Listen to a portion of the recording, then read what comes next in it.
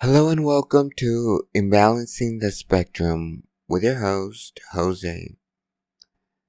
Now, last time, I believe we talked about body dysmorphia, but I didn't really get into it. I just scratched the surface, so I think that's what we're going to talk about today.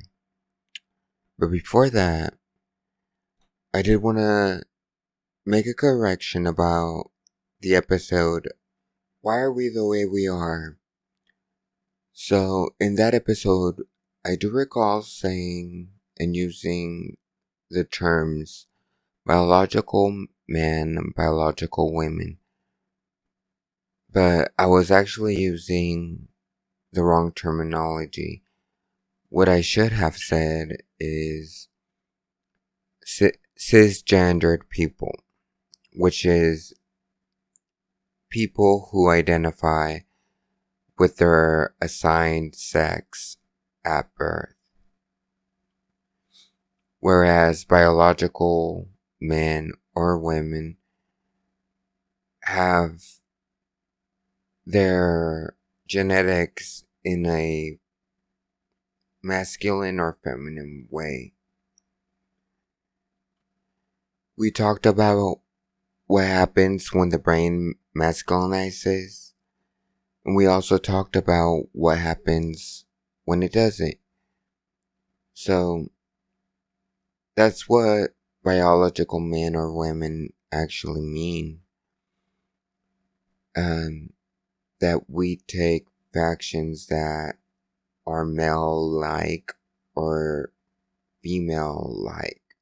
Our body does. And what that episode was about, the whole point of that episode was that biology is responsible for who we are, how we're born, how we think, how we develop later in life. That's what that episode was about. So I did use the wrong terminology when I was actually trying to refer to cisgendered people. So I'll keep that in mind for later times, because I'm still learning. Like, I know this terminology, but I don't put it in practice on an everyday basis, because the only person that I talk to about this stuff is actually me. And yeah, I do have family members that I talk about these kinds of topics here and there, but it's not constant, so I don't practice that terminology. But doing this podcast, I'll learn to use it more often, and that to me would be a win, because it would become normalized into my day-to-day life, where I could use this terminology. Now let's dive into this conversation. So, there are many types of body dysmorphia. You have face dysmorphia, skin dysmorphia, skin dysmorphia, uh, dysmorphia with your hair, with your eyes, uh, your genitals, your breasts, any part of your body, you could have a dysmorphia. And what a dysmorphia is when you hyper focus on that part of the body. And it could just be general body dysmorphia as well. When you fixate on these quote unquote issues or imperfections, and you want to do something about it, but you can't, this is when it becomes something that's constantly in your mind. And I didn't know this. Well, I didn't realize it. I knew it, but didn't realize it. That there are people who have dysmorphia by proxy. And what that means is somebody else looks at you and they see imperfections and they want to fix it. And they're constantly telling you, like, your hair isn't good enough, your face isn't good enough, your skin isn't good enough. And I think that this happens because they're fixating, well, not fixating, they're projecting their own insecurities onto you, and they fixate on that because they think that maybe they think or feel like by fixing you, they're fixing themselves. And in my experience, like I said in the previous episode, that throughout my life from childhood to my teenage years, and even in adulthood, it still happens. Um, I was constantly being called fat, even though I wasn't. But I didn't talk about how when I lost weight, apart from still being called fat, I was also being told that I was too skinny. So it contradicted what they were telling me. And my mind hyper focused on that. I was too skinny, I was too fat. My body and my mind didn't know what it was, and it felt disgusted with itself. I would be compared to other people, like so and so have muscles and you don't. And for a while, I would, I hate going to the gym. I don't like going to the gym. But for a reason now, today, now I don't like going to the gym because I see it as somewhere where it's not clean. You don't know what type of um, germs somebody else has. And yeah, that's an insecurity of mine. But in my teenage years and part of my adulthood, I would hide in my room or go to the garage and work out because my mind kept repeating the words that they told me. You're too fat, or you have no muscle. Someone your age should start looking toned, having biceps, having pectoral muscles. And that's something that I would do. I would just constantly work out. Unfortunately, my seizures are stress triggered, whether it be mental, physical, emotional, environmental. the more stress there is, the more probability there is of me having a seizure. So when it came to working out, I remember every night after working out, I would fall asleep and I have seizures during my sleep. So I would constantly be having seizures after working out. So I would tell myself I have to stop working out. And I would for a while.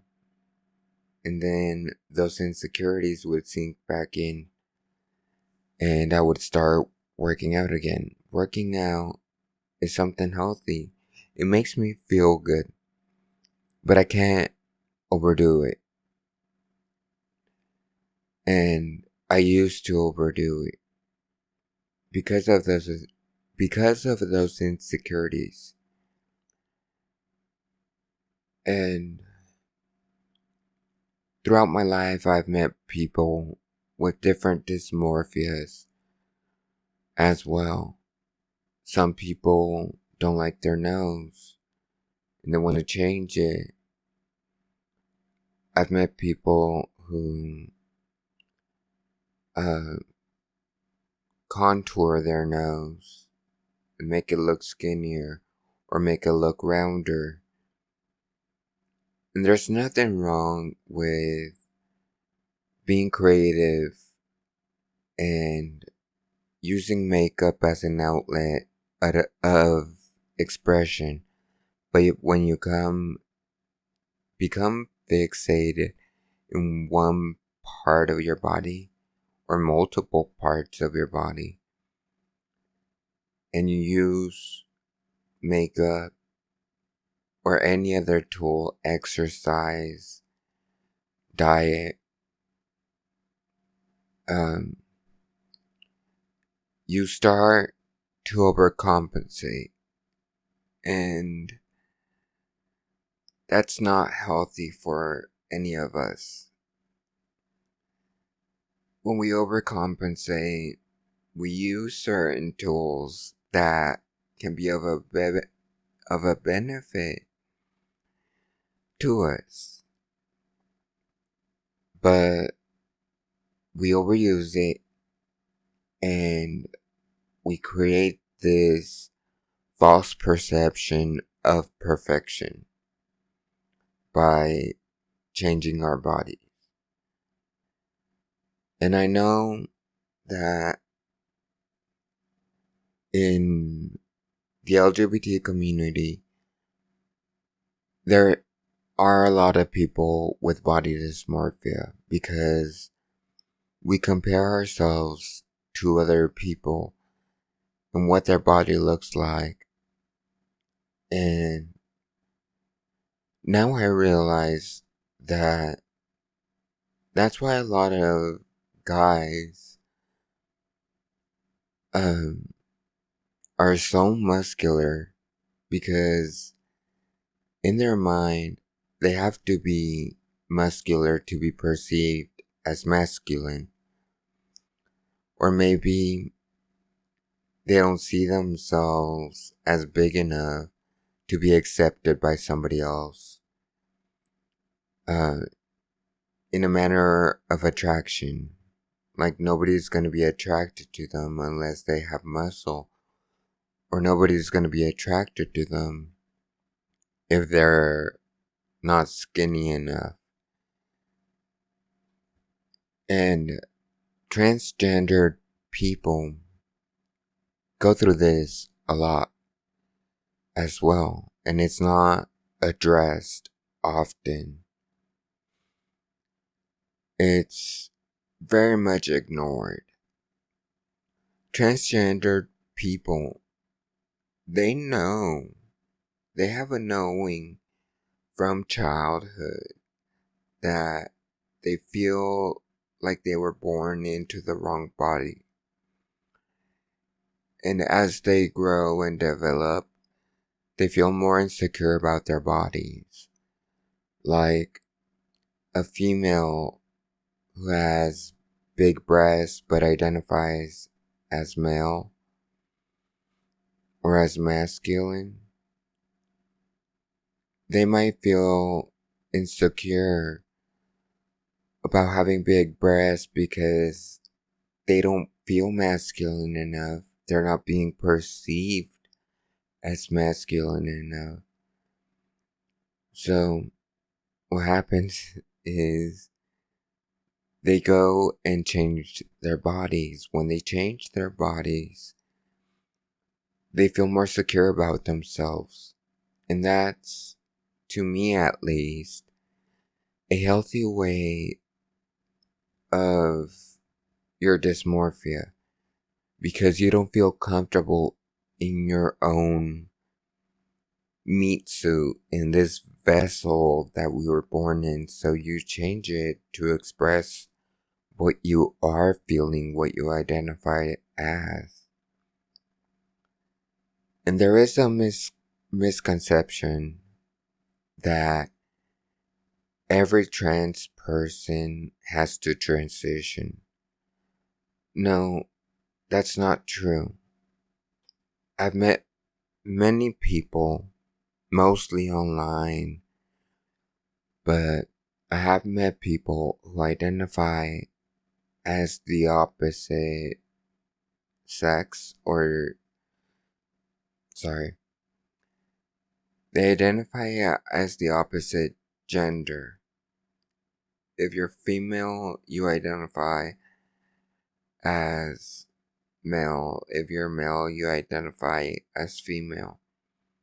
And they know this within their mind, but they accept the body that they were born in. It doesn't stop them from identifying as transgendered. Now, there used to be a word that was overused, transsexual. To me, the word doesn't make sense, at least not compared to other words that use the suffix sexual, like homosexual, bisexual, gynosexual, all the sexuals that there are out there. That suffix means that you are sexually attracted to whatever the prefix is, whether it be homo, hetero, gyno, vino, sapio. I believe that's how you say it, sapiosexual, which means sexually attracted to intellect or intelligence. So transsexual doesn't make sense to me because of that. What does make sense to me is the word transsex. Not a lot of people use it, and actually, I'm the only person that I've met that uses this term, transsex. And maybe it can offend some people, but when you try to understand the word itself, you might be more accepting at first. In the beginning, when I started thinking about this word, was like, wait, no, that's offensive to people who are transgendered and don't feel the need to transition. But this word, transsex, that's exactly what it means to me. When you transition from your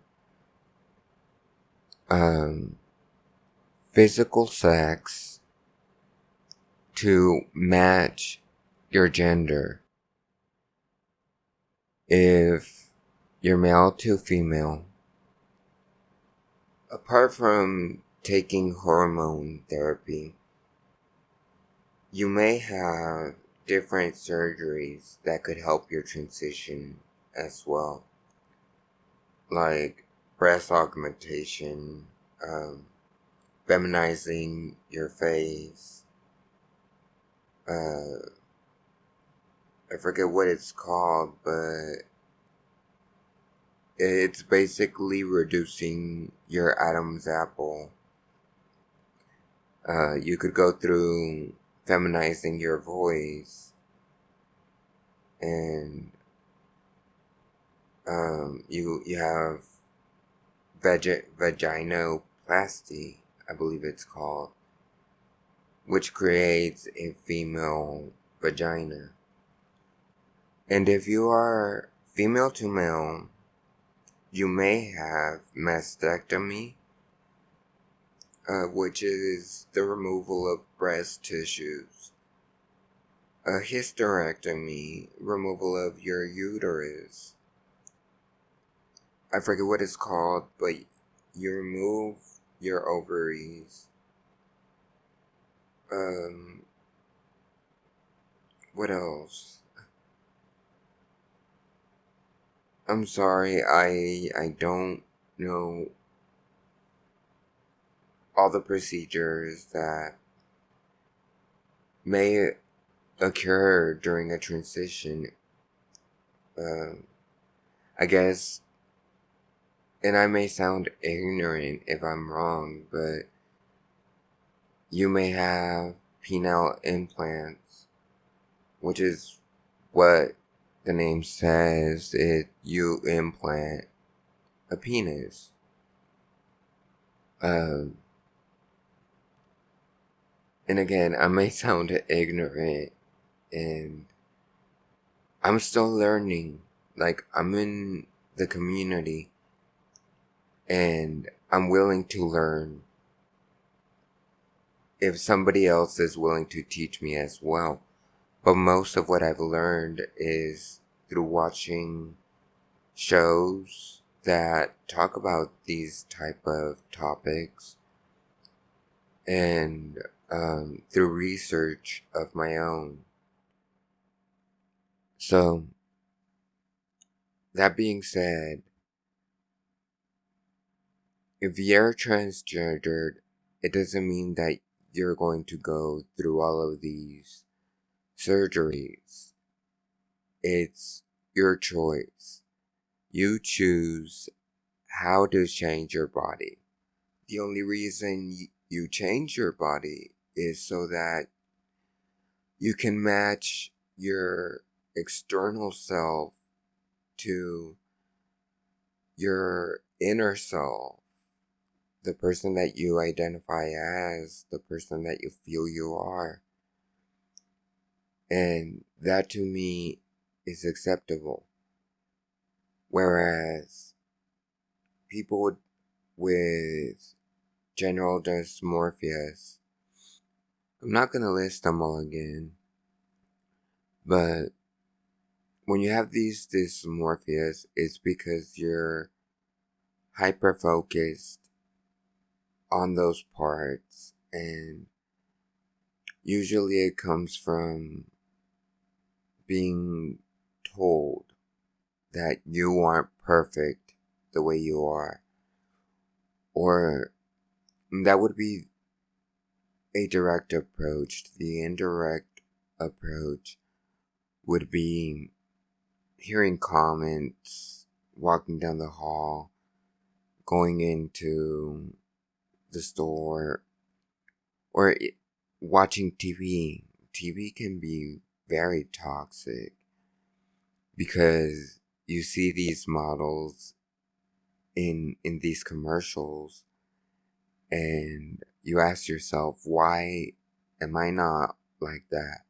Why don't I have that type of body? Why don't I have that type of nose or cheekbones, muscles, whatever the case may be? Why don't I have abs? I asked myself that in my teenage years a lot. I wanted abs so bad. But when I got older, I realized that it wasn't because I actually wanted them. It was because I kept comparing my body to everybody else's. And when I actually realized this, it was actually back in 2017, 2018. So I went through some health issues that my medication caused. My medication caused my body to go into ketosis. And what ketosis does, from my understanding, and I might be confusing you, by the way. This is just a side note. I know I say overstanding sometimes, and sometimes I say understanding. When I say overstanding, it means I actually comprehend what I'm talking about. When I say understanding, it means I may not comprehend it completely or not at all. So that's the difference between overstanding and understanding, just so you can get familiar with my vocabulary. So what ketosis does, from my understanding, is that how the doctor explained it to me, that your body starts to repel and eject protein from your body. Your body needs protein. It is completely necessary for your body to have protein. Protein helps your bones, your muscle mass. It helps other organs and their functions. So, what my body did when it went into ketosis, it was releasing protein unnecessarily. And be careful, as another side note, be careful with the diet. The keto diet. I know it's become very trendy, very popular, but if you don't need it, don't do it. Because that's what the keto diet does. It makes your body go into ketosis. So, by losing all that protein, it made my body lose appetite. Well, actually, my body lost appetite. So when I wasn't feeding myself, my body would say, we need to get some source of nutrition from another place. So grab those nutrients, and specifically the protein, from other places, from other organs. It expelled them, and I lost weight even more. So when I didn't have any nutrients in my body at all, because all I could eat, all that what my body was accepting, was empty calorie foods. Empty calorie foods are foods with high in calorie but low in nutrition, so wasn't getting nutrients. So I remember the lowest I weighed was 105 pounds. And I would look at myself in the mirror and I would see a skeleton. And that wasn't just my mind. Like, my body was actually skeletal. You could see my ribs, you could see my collarbone, you could see my bones in my arms, my wrist, my fingers. I really did look skeletal. So I became self-conscious about that. And I became even more self-conscious about my body when I found out that guys felt more attracted to me as a skeleton than they did in my normal weight. And that's when I self-reflected, I introspected, and I learned that my body throughout the years has gone through many changes. Gaining weight, losing weight, gaining it again, losing it again. And I told myself, okay, no, like, you can't be thinking about your weight constantly and be worrying about whether somebody likes you for your body or not. And I asked myself, do you like your body? My immediate answer was, no, I'm unhealthy. And I remember repeating myself, do you like your body? No, I'm unhealthy. And this was a process. Later on, I did more inner work, and I asked myself, do you want to be healthy? My answer was yes. What do you define as healthy?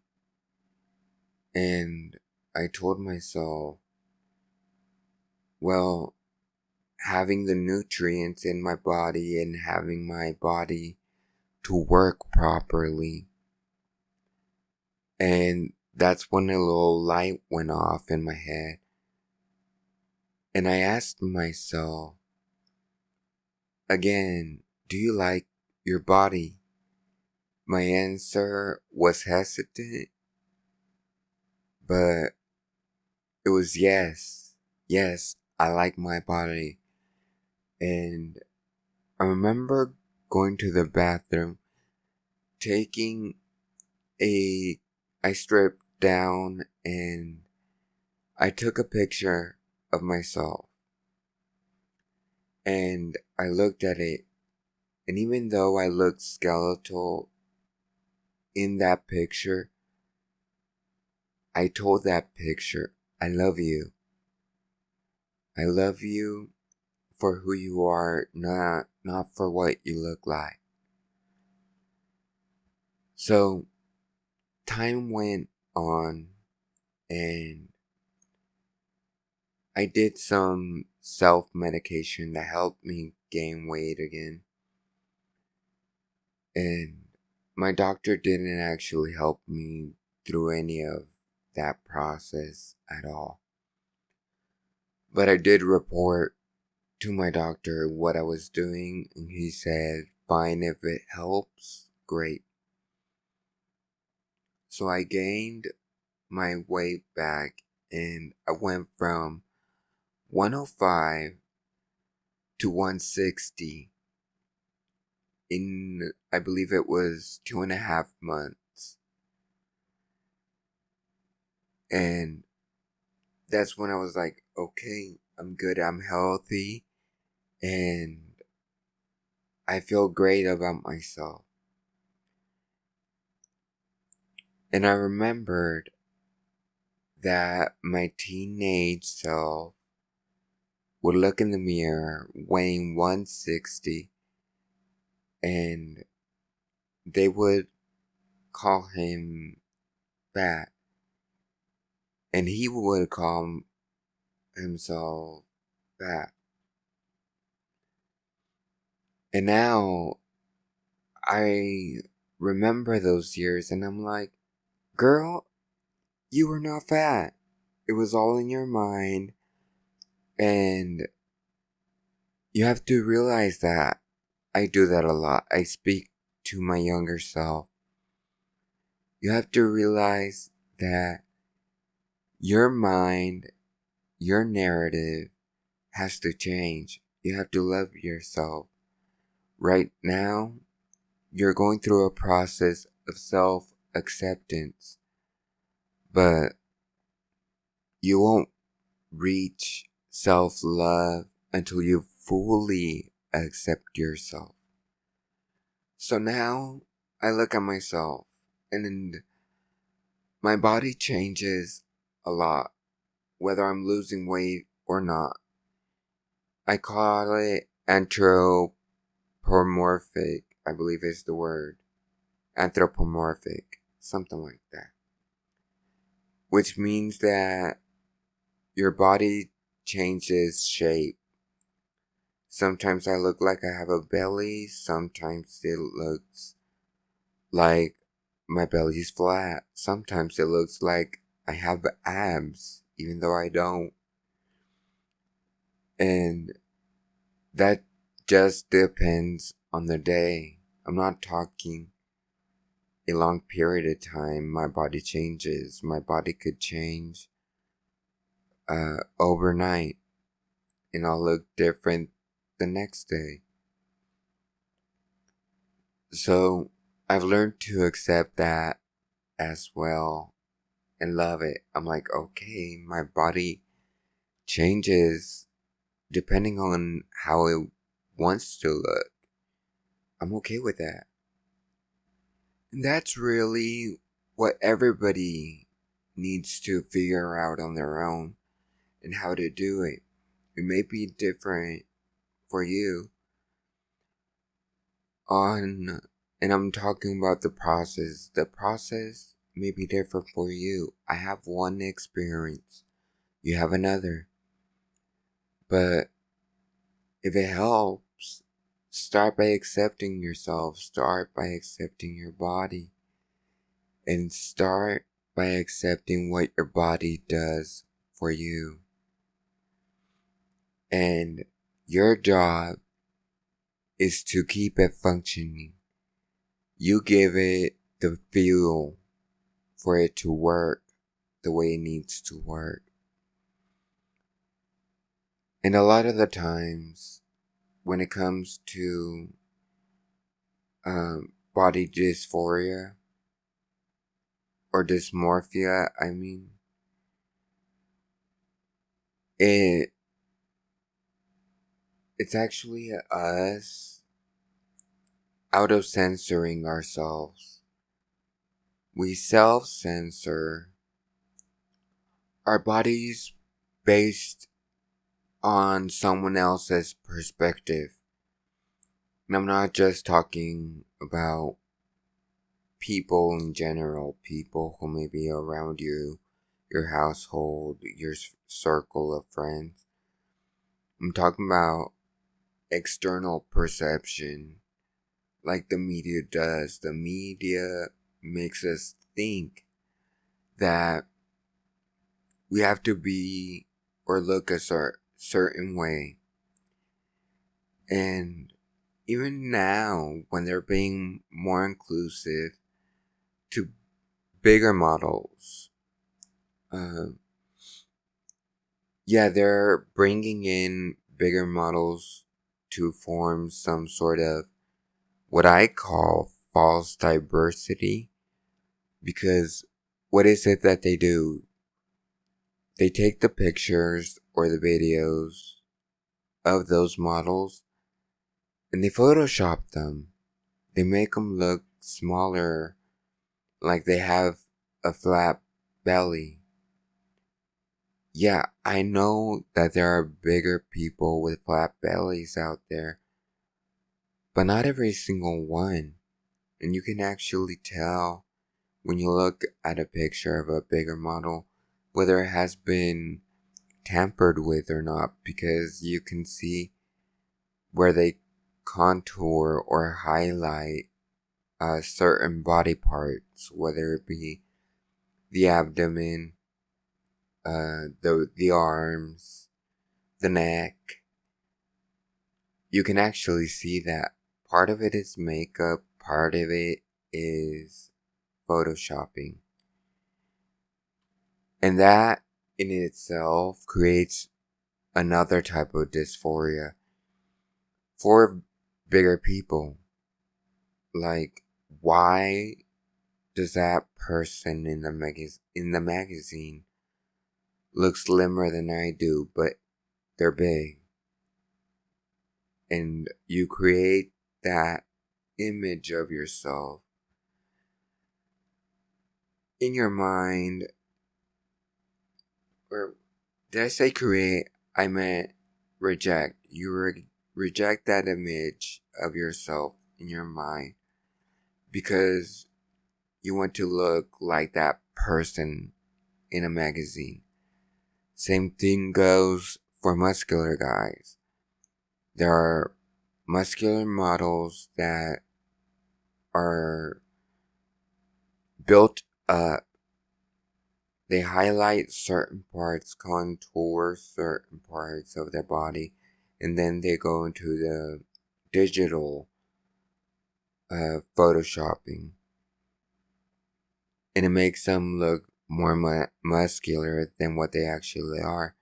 So in that person's mind, who is muscular, tells themselves, I'm not big enough.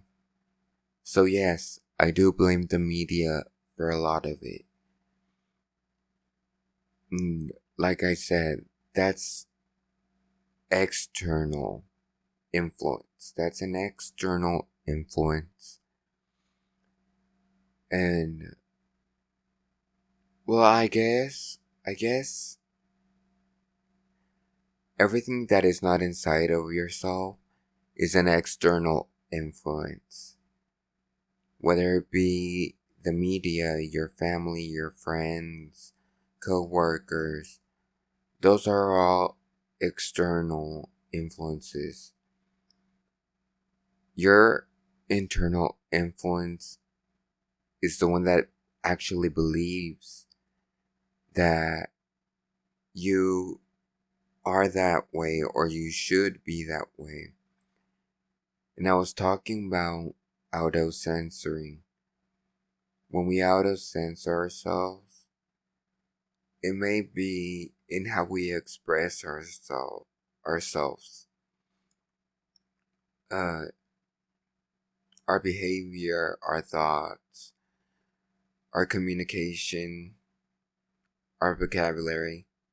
Just because we think it might offend somebody, we censor ourselves. And I'm going through this progress that I'm saying, fuck it. Fuck it, because other people use different expressions, behaviors, vocabulary, thoughts, and why do I have to accept them as they are, but they don't have to accept me? I'll still accept them. I accept everything that's unique because that makes you you. And if you have a different opinion than me, I'll respect it.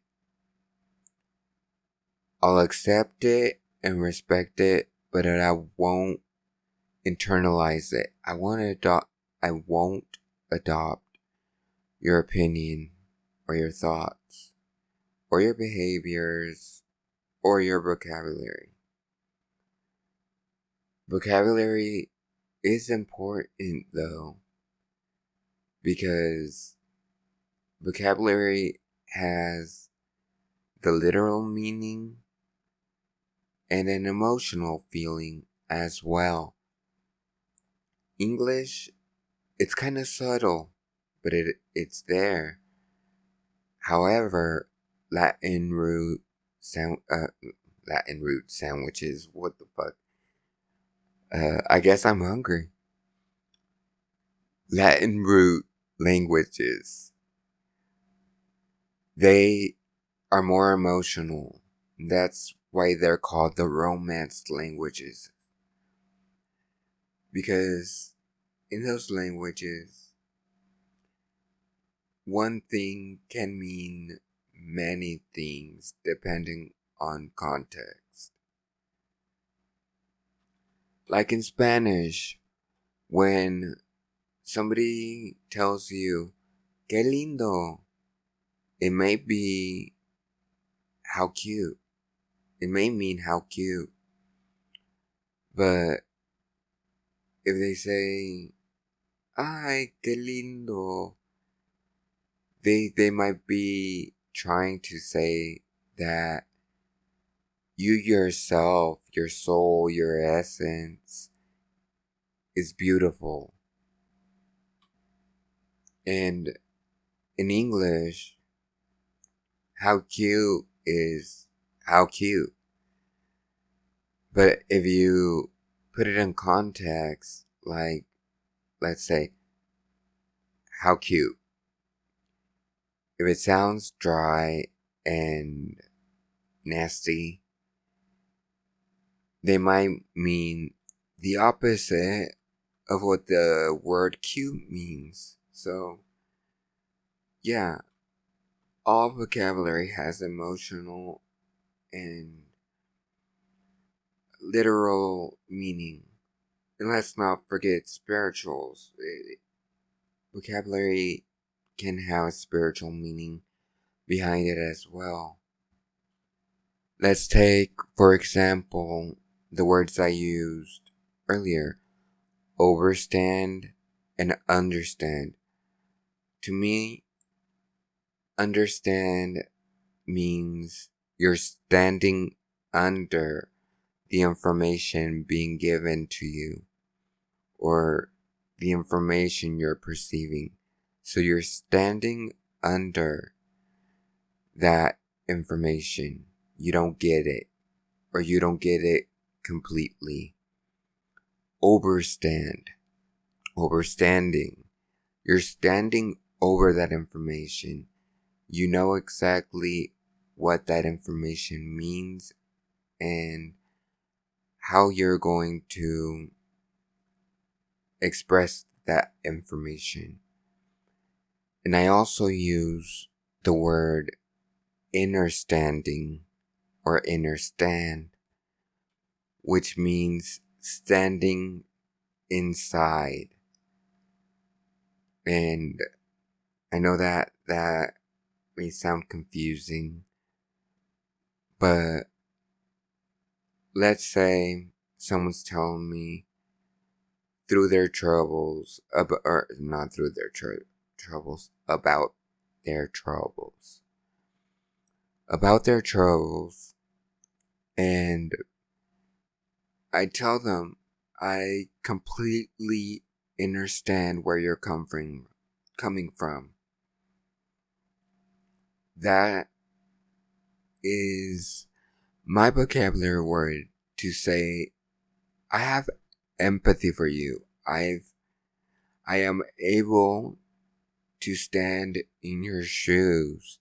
Even though I have not gone through that, I know what you're telling me and how that could feel, even though I haven't experienced it. Or maybe you have experienced it and you understand it completely. So that's what I meant by spiritual meaning behind vocabulary. So there is no need for you to censor yourself in any way. When you meet somebody who accepts you as you are, they will understand how you express yourself, why you act the way you do, how you say things, how you think. So when they overstand you or understand you, It's a beautiful type of invisible communication that you have. So don't censor yourself and don't over explain yourself. When there's the need to over explain yourself, even though you've already explained it, maybe multiple times, then that means the person just won't get you. They're understanding you. And a lot of the times, I've experienced where a person understands where I'm coming from or what I'm saying or how I express myself. And I've over explained myself and they still don't get it. And I'm like, okay, um, that part of communication with you is just not gonna work. So, what do? I continue to have a relationship with that person and focus on what we have understood together or overstood. So just focus on that, because if you focus on what isn't understood or overstood, then you may, sometimes not, but more often than not, you may create friction between that relationship. And the more friction there is, the more problems there will be. I have relationships in my life where there is friction because I try to over explain myself and they just don't get it. And they want me to see it from their perspective, which I do. A lot of the time I'm able to see from somebody else's perspective because I used to see in those perspectives. But now it's like, okay, I know what you're saying and I get it. But what if you look at it from this perspective? A perspective that may come from love, from positive feelings, or even when it comes to logic. Like, I'm not gonna go way deep into this, but uh, what if the earth is flat or what if it's round? If you have a communication with a person that believes the earth is flat and you believe it's a sphere, there's going to be friction, and the more you touch that topic, the more you talk about it, that friction will eventually tear your relationship with one another, and it's not gonna be the same until you come to terms with each other. And I was just using that as an example. Do I believe the earth is flat? No. Do I believe it's a sphere? Also no. I could tell you my theories and what I think and what I've seen, what information I've gathered from observation and based on other people's research. When I say other people, I do mean professionals and non-professionals. But we're not talking about flat earth today. That was just an example of how you can create friction between a relationship if you focus only on that and try to explain yourself over and over. Returning to the topic at hand, body dysmorphia, what I advise you to do is to strip, go jump in the lake, go jump in a river. I don't care what type of body of water you jump into, go do it. No, I'm totally kidding. Though it could actually help a little bit. It could boost your self-esteem if you do. But no, I'm not saying that you should go do that because you might get in trouble. But the actual advice is to talk to yourself. Don't pay attention to external influences that you may have in your life. If watching a commercial starts making you feel uncomfortable with yourself, turn it off. Wait 2 minutes, 3 minutes, I don't know how long commercials last. And then turn it back on. Or put it on mute and look away, start doing something else while you wait for the commercial to be over. And yeah, if somebody's constantly telling you you're too skinny, you're too fat, your nose is too slanted, your nose is too pointed, your eyes are not the same size, you're disproportionate, whatever they say, tell them. You have to respect the fact that this is my body. And if you want to talk about somebody's bodily flaws, first pay attention to yours before you talk about mine. I know what flaws I have, and I respect my body. I accept my body for what it is, as long as I maintain myself healthy enough to fuel my body. Basically saying, don't talk about my body and go focus on yourself. In simple terms. And when you ignore external influences, you start focusing on yourself.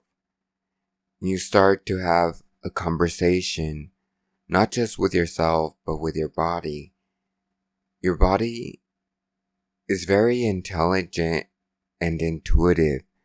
It will tell you what it needs for fuel.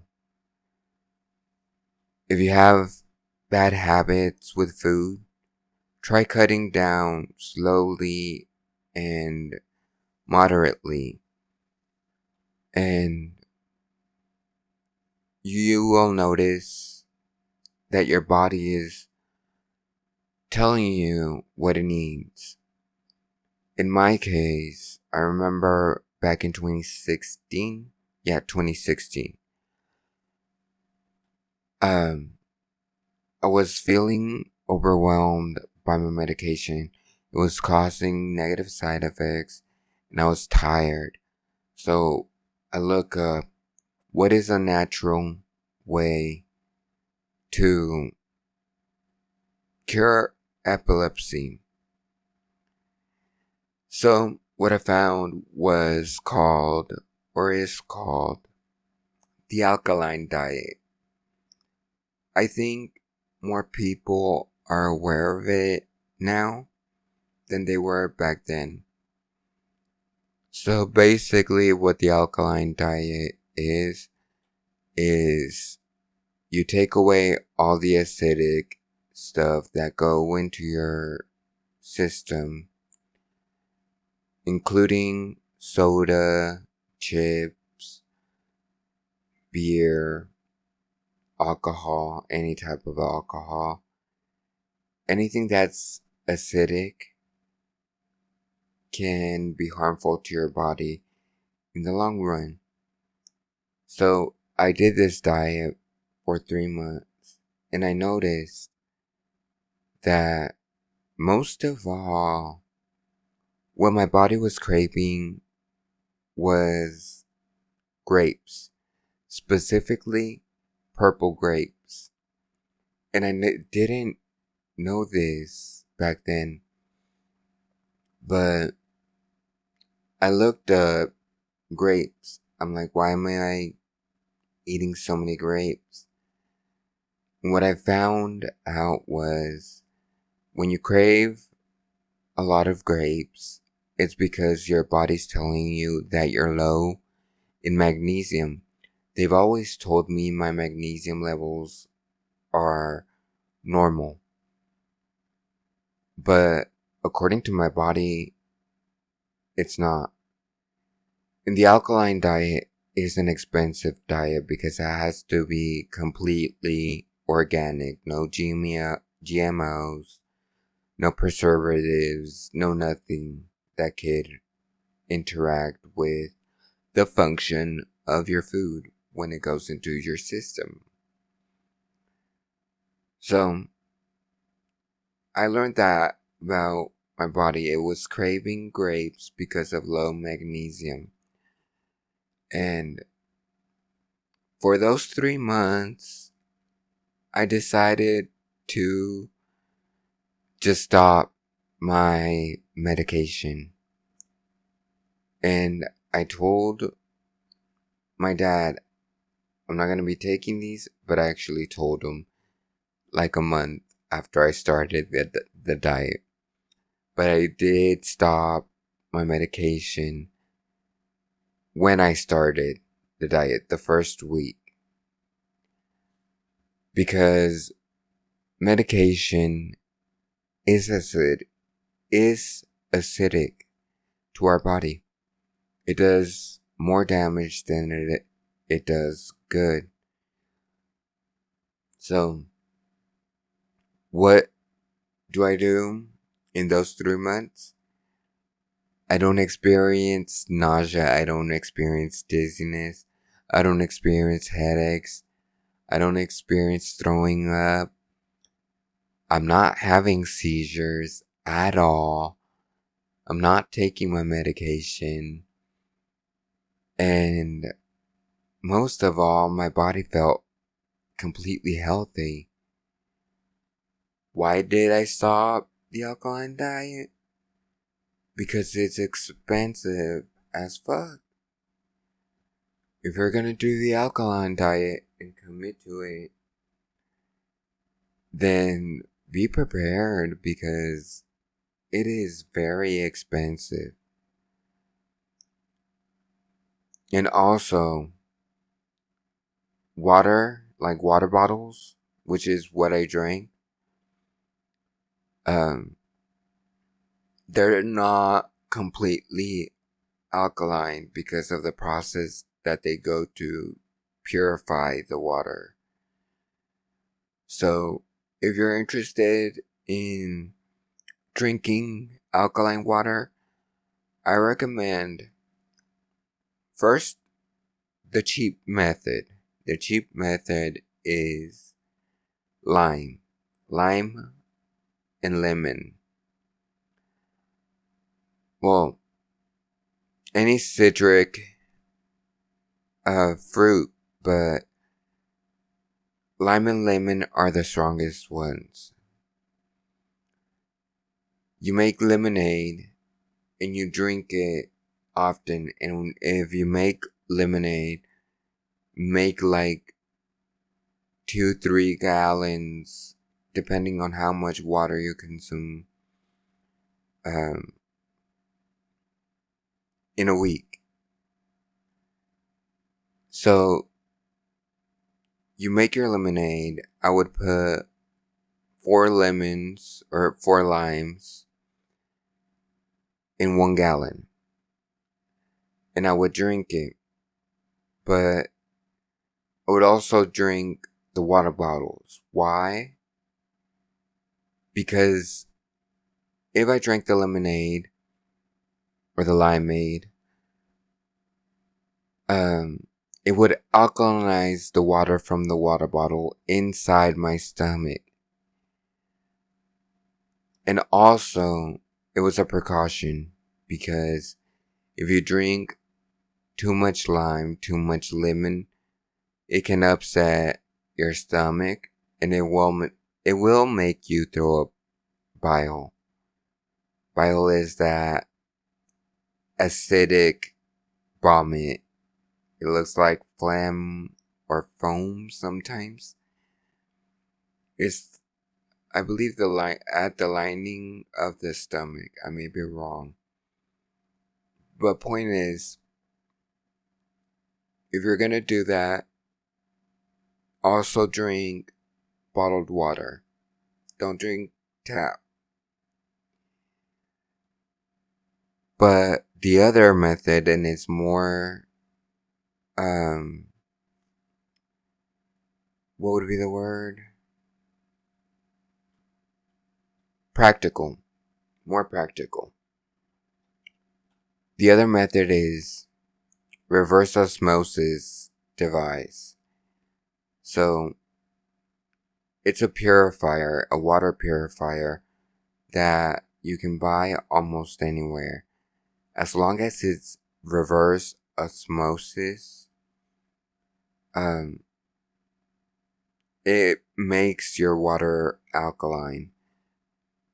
And to know for sure that your device is working the way it's supposed to, you connect it, you use it, you pour it into a cup of water, and you get these little test strips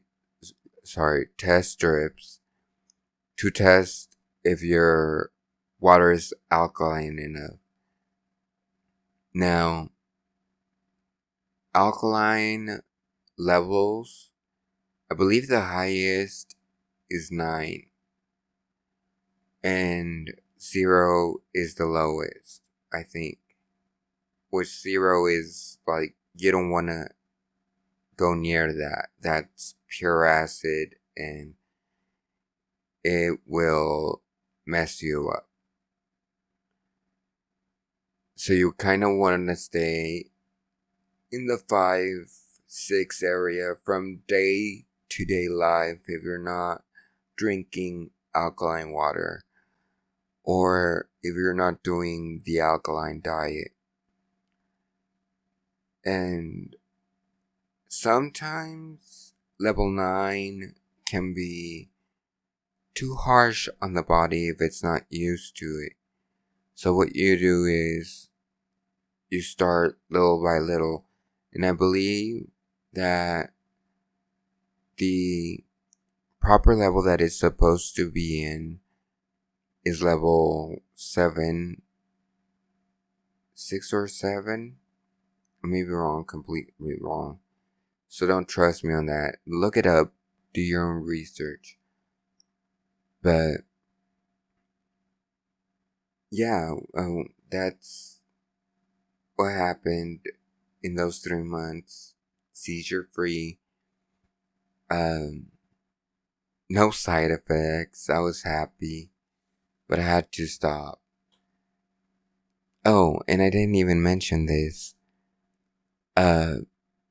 So the medication that is given to me are anti-epileptic medication, which they told me as a kid that I couldn't eat or drink anything grape flavored, including natural grapes, because it might mess up my medication. Well, surprise, surprise, now I know why they didn't want me to eat grapes, because they're super high in magnesium. I did the research. I always do the research when I get new medication. But most ADs, their function is to decrease the magnesium or redirect it.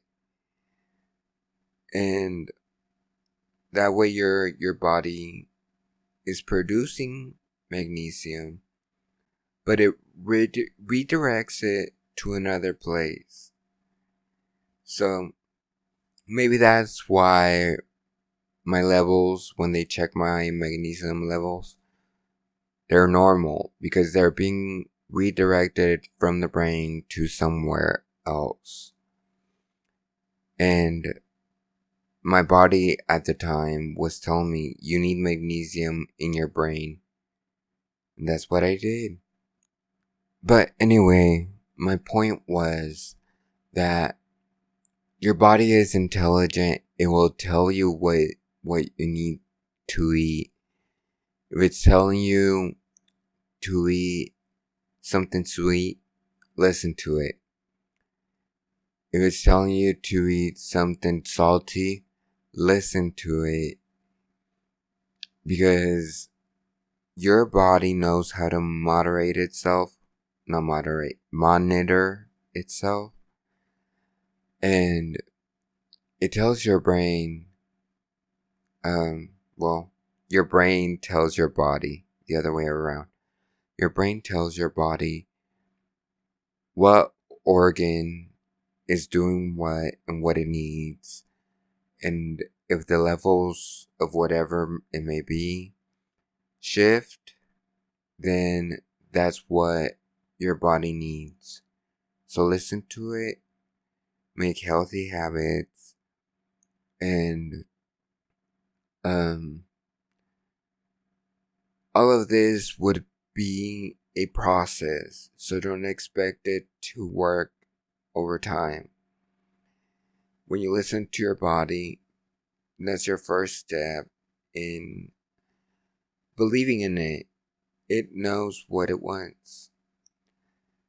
And also, simultaneously, excuse me, uh, simultaneously, it's the first step to accepting your body. And that within itself is a powerful step. A step that maybe you couldn't or thought you couldn't take in the past. When in reality, all you needed to do was listen to yourself. Not to others, but to yourself. But yeah, when it comes to family and them constantly criticizing you for your body because they feel like they have the right just because they're related to you, fuck them. Simply fuck them. And I'm not trying to say they have to be aggressive or rude towards them. Just when I say fuck them, I mean don't pay attention to them.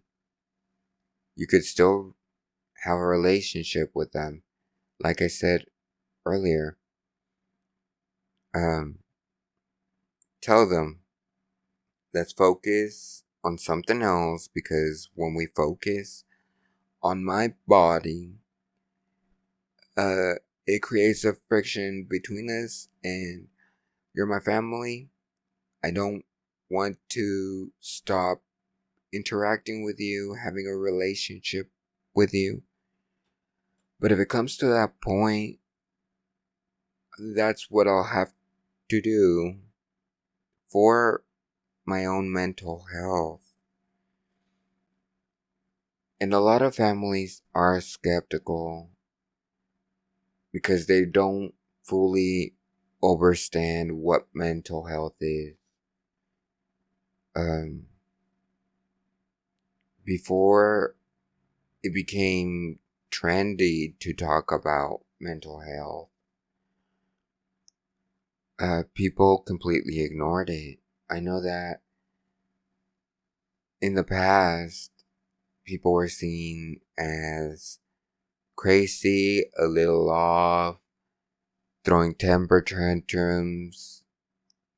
They saw them as people who misbehaved.